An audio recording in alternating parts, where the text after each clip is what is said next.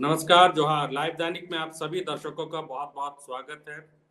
Supreme court से एक ऐतिहासिक और बहुत बड़ा फैसला आया है। संवैधानिक बेंच ने एमएमडीआर एक्ट पर जो फैसला दिया है उससे राज्य सरकारों को क्या फायदा होगा, और झारखंड जैसे राज्य जहां पर सबसे ज्यादा मिनरल्स पाए जाते हैं और खादान है, और राज्य गरीब रहा है, और इसको लेकर कई तरह के हम आंदोलन चलते रहे, और राज्य सरकार इसको लेकर हमेशा मांग करती रही है कि राज्यों को भी टैक्स मिलना चाहिए, राज्यों को उनका हक नहीं मिलता है। तो इसी मुद्दे पर हमारे साथ बातचीत करने के लिए संस्कृति पाठक जी हैं, सुप्रीम कोर्ट की वकील है और इस मामले से जुड़ी हुई भी हैं। संस्कृति जी, आपका बहुत बहुत स्वागत है। Thank you. तो हम चाहेंगे हमारे दर्शकों के लिए आप बताएं कि ये फैसला है क्या, और झारखंड जैसे राज्यों पर इसका क्या असर पड़ेगा। देखिए, सुप्रीम कोर्ट के सामने जो इशू था वो था कि स्टेट गवर्नमेंट्स क्या मिनरल बेयरिंग लैंड पे टैक्स इम्पोज कर सकती हैं कि नहीं। अब स्टेट की पावर आर्टिकल 245, 244, 245 से निकलती है, और जो सब्जेक्ट था एंट्री 49 और एंट्री 54 लिस्ट 2 का था। अब यूनियन गवर्नमेंट का ये कहना था कि एमएमडीआर एक्ट में ऑलरेडी हमने रॉयल्टी प्रोवाइड की हुई है, और जब हमने एक बार रॉयल्टी बना दी है तो स्टेट्स के पास कोई पावर नहीं होगी टैक्स लेवी करने के लिए, क्योंकि रॉयल्टी का नेचर भी टैक्स के से सिमिलर होता है। और ये 1990 का जजमेंट था इंडिया सीमेंट, और काफी बाद में जजमेंट्स वो फॉलो हुए थे, जिसमें ये कहना था कि रॉयल्टी का नेचर टैक्स जैसा होता है, और पार्लियामेंट ऑलरेडी एमएमडीआर एक्ट में रॉयल्टी लेवी कर रही है, इसलिए राज्य सरकार के पास पावर नहीं होगी टैक्स लेवी करने के लिए। बट आज सुप्रीम कोर्ट ने 1990 का जजमेंट ओवररूल किया है और ये कहा है कि रॉयल्टी टैक्स नहीं है, रॉयल्टी सिर्फ मिनरल जो माइनर निकालता है उसका कंसिडरेशन है। और जो स्टेट की जो पावर है टैक्स की, वो सेक्शन 9 जो रॉयल्टी लेवी होती है उससे अफेक्ट नहीं होती है। वो पावर उनका संवैधानिक पावर है जो एग्जिस्ट करता है। जी। तो अब इसका झारखंड जैसे राज्यों पर क्या असर पड़ेगा, क्या आर्थिक स्थिति सुधरेगी, और झारखंड के तरफ से क्या कहा गया था इस मामले में, अगर आपके पास इसके बारे में कुछ जानकारी हो तो हमारा ये कहना था कि स्टेट के पास पावर है लैंड पे टैक्स करने की, और चाहे वो लैंड चाहे उस पे एग्रीकल्चर हो रहा हो, चाहे उस पे मिनरल बेयरिंग लैंड हो, चाहे किसी भी यूज पे हो रहा हो, हमारे पास पावर है। और यूनियन गवर्नमेंट का कहना था क्योंकि रेगुलेटरी पावर जो है वो एंट्री 54 लिस्ट 1 में आती है, regulation of mines and minerals development, तो जो मिनरल बेयरिंग लैंड है उसमें स्टेट के पास पावर नहीं होगी। बट अब जब ये पोजीशन क्लैरिफाई हो गई है, वो रेगुलेटरी पावर है, एंट्री 49 लिस्ट 2 स्टेट का टैक्सिंग पावर है, जो दोनों अलग है। तो अब स्टेट लेवी कर सकती है tax on mineral bearing land and even on mineral rights, because कोई लिमिटेशन इम्पोज नहीं है। तो अब इसमें जैसे झारखंड अगर अलग टैक्स करता है, उड़ीसा अलग टैक्स लगाती है, तो टैक्स का क्या लगता है कि टैक्स को लेकर भी फिर विवाद एक नया शुरू हो सकता है, या सुप्रीम कोर्ट ने इस पर भी कुछ बातें कही हैं? देखिए, विवाद तो काफी टाइम से चल रहा था। वही विवाद सॉल्व किया है सुप्रीम कोर्ट ने कि स्टेट के पास पावर है कि नहीं है। तो पावर है, और तमाम स्टेट्स ने अपने लॉज भी बनाए थे। कुछ हाई कोर्ट ने अपहोल्ड किया था पावर, कुछ हाई कोर्ट ने बोला था कि नहीं, स्टेट्स के पास पावर नहीं है। तो ये कॉन्स्टिट्यूशनल पोजीशन क्लियर हो गई है कि स्टेट के पास पावर है both to tax land, mineral bearing land, and tax mineral rights. यानी आसान शब्दों में जो मुझे समझ में आ रही है कि जो रॉयल्टी लगता है, रॉयल्टी जो केंद्र सरकार के पास जाता है, वो एक अलग चीज है। सरकार, जो राज्य सरकारें हैं, वो अपनी जमीन के ऊपर में उनसे मिनरल्स जो निकल रहे हैं या जमीन के ऊपर में टैक्स लगा सकती है, जहां पर खादानों को दिया गया जी।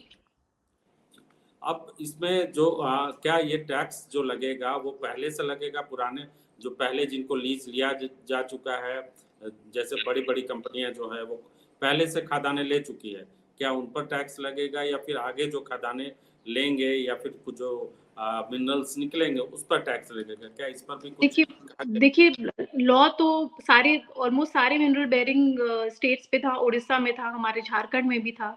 बट अब ये जब जजमेंट प्रोनाउंस हो गया तो एक रिक्वेस्ट की गई पिटिशनर्स की साइड से, रिस्पोंडेंट्स की साइड से कि इसको आगे से ही लागू किया जाए, जो पुराने असेसमेंट ईयर्स है उस पे अप्लाई ना किया जाए। तो हमारी तरफ से इसको ऑब्जेक्ट किया गया और इसलिए अब ये मैटर बुधवार को लगा दिया गया है ये डिसाइड करने के लिए कि जजमेंट आगे से लागू होगा कि रेट्रोस्पेक्टिव होगा। अ, अब इसमें जो है अब आगे राज्य सरकारों को क्या कितना फायदा होगा ये अगर समझा पाए आप, क्योंकि अब वो आप आंकड़े तो आंकड़े तो हम नहीं बता पाएँगे कितना जी, फ़ायदा होगा। ये जो लेकिन टैक्सेशन फायदा है होगा, लेकिन हाँ, फायदा क्योंकि होगा। एक सोर्स ऑफ रेवेन्यू निकल जाता है मिनरल बेयरिंग लैंड में। अदरवाइज़ आप उड़ीसा देखिए, झारखंड देखिए, ये काफ़ी इकोनॉमिकली बैकवर्ड है। जी, तो ये बड़ी-बड़ी कंपनियाँ आके माइनिंग करती हैं तो टैक्स टैक्स तो फ़ायदा तो होगा ही। पावर क्लैरिफ़ाई हो गई है कि सरकार के पास पावर है। और कुछ विरोध भी हुआ जो जो इस जो फैसला आया था 8-1 से फैसला आया, तो जो विपक्ष में या जो एक जो डिसेंट वॉइस ऑफ ये रहा कि अलग जो विरोध रहा एक जज का, वो क्या था उसमें उन्होंने क्या कहा? उनका ये कहना था कि जो इंडिया सीमेंट की लाइन ऑफ रीज़निंग थी कि रॉयल्टी इज़ टैक्स। तो उन्होंने वो सेम पोज़ीशन को रिपीट किया कि रॉयल्टी टैक्स है और क्योंकि एंट्री 54 लिस्ट 1 जो पार्लियामेंट की पावर है regulation of mines and minerals, उसके अंतर्गत एक एक्ट बना है एमएमडीआर एक्ट, जो जी, सेक्शन 9 में रॉयल्टी का प्राविधान है। जी, तो उन्होंने कहा कि क्योंकि रॉयल्टी इज़ टैक्स और पार्लियामेंट ऑलरेडी टैक्स कर रही है, तो राज्य सरकार के पास पावर नहीं है, वो डबल टैक्सेशन हो जाएगा, वो लिमिटेशन है राज्य सरकार के पावर की। तो उनका basically India India cement line of reasoning उन्होंने अडॉप्ट किया है। जी। अब आखिरी सवाल, क्या पार्लियामेंट या जो सेंट्रल में गवर्नमेंट है, वो इसको चुनौती दे सकती है? क्या रास्ता है इसका? देखिए रिव्यू पिटिशन तो वो फाइल कर ही सकते हैं बट ये 9 जज का जजमेंट है, ये आसानी से इसमें रिव्यू होना तो बहुत पॉसिबल नहीं है। बट एक जो लॉ के माध्यम से जो कर सकती है वो ये है कि देखिए हमारा मिनरल राइट्स पे टैक्स करने का भी दो सोर्स है। एक है एंट्री 49 जो कहता है टैक्स ऑन लैंड। तो जी, टैक्स ऑन लैंड में मिनरल बेयरिंग लैंड में कर सकती है, उसमें स्टेट का कोई लिमिटेशन नहीं है। जी, दूसरा है टैक्स ऑन मिनरल राइट्स जी, विच इज एंट्री 50। जी, उसमें बट एंट्री 50 में कॉन्स्टिट्यूशन में ही लिमिटेशन है subject to any limitation imposed by parliament. तो अगर जी, कोई राज्य सरकार डायरेक्ट कोई मिनरल राइट पे अगर टैक्स इम्पोज करना चाह रही है तो जी। अगर चाहें तो वो अपना अमेंडमेंट कर सकते हैं एमएमडीआर एक्ट में ये कह के कि मिनरल राइट पे टैक्स नहीं लग सकता या फिर लग सकता है इतना परसेंटेज लग सकता है। दो सोर्स ऑफ पावर है स्टेट के पास। ओके।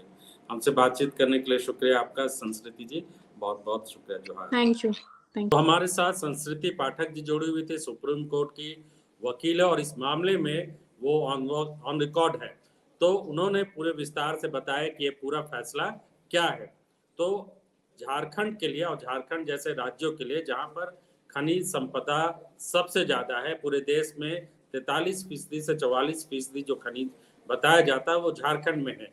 और झारखंड में करीब 100 साल से, सवा 100 साल से खनिज संपदा की खुदाई हो रही है। यहाँ पर एक तरह से लूट का भी आरोप लगता रहा है। कोयला खास तौर से यहाँ पर बहुत ज़्यादा निकलता है। इसके अलावा अभ्रक, बॉक्साइट, आयरन ओर सहित कई महत्वपूर्ण, यहाँ तक कि सोना भी जमशेदपुर से निकलता है, यूरेनियम भी निकलता है और ये तमाम जो महत्वपूर्ण धातु है या खनिज है, वो झारखंड की विरासत है या झारखंड की संपत्ति है। लेकिन इस पर केंद्र सरकार अपना हक जमाती रही और इस पर रॉयल्टी वसूल करके फिर वो पैसा रॉयल्टीज में से कुछ हिस्सा झारखंड को देती है। हाँ, जिस तरीके से आज जस्टिस डीवाई चंद्रचूड़ की 9 बेंच के द्वारा आज फैसला सुनाया गया कि जितने भी खनिज संपदाएं राज्य हैं उनमें जो कर लगाया जा रहा था केंद्र सरकार के द्वारा, अब उस पर जितने भी कर या रॉयल्टी होगी वो सिर्फ और सिर्फ राज्य सरकार की ओर से होगी। इस पर क्या कहेंगे? माननीय सर्वोच्च न्यायालय के फैसले का हम स्वागत करते हैं।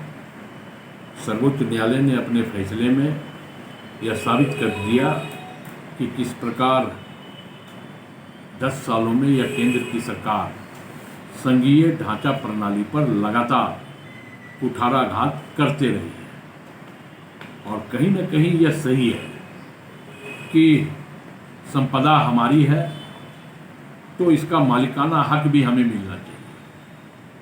और आज माननीय सर्वोच्च न्यायालय ने इसका मालिकाना हक राज्य सरकार को देकर के एक ऐतिहासिक फैसला जो है देने का काम किया है। इसके लिए हम माननीय सर्वोच्च न्यायालय के प्रति आभार प्रकट करते हैं और उनके प्रति धन्यवाद व्यक्त करते हैं। लेकिन अब जो सुप्रीम कोर्ट का बहुत महत्वपूर्ण फैसला आया और इस फैसले के बाद झारखंड भी अपनी जमीन, अपने खजाने या खनिज पर और उससे जमीन से जो टैक्स आता है वो वसूल करके अलग से एक टैक्स वसूलने का अधिकार मिल जाएगा। ये बहुत पुरानी लड़ाई है। इंडिया सीमेंट, जैसा कि संस्कृति जी ने बताया कि इंडिया सीमेंट से ये जुड़ा हुआ मामला है, 1990 का मामला है और देश की सबसे बड़ी अदालत की सबसे बड़ी बेंच कह सकते हैं, क्योंकि संवैधानिक बेंच है।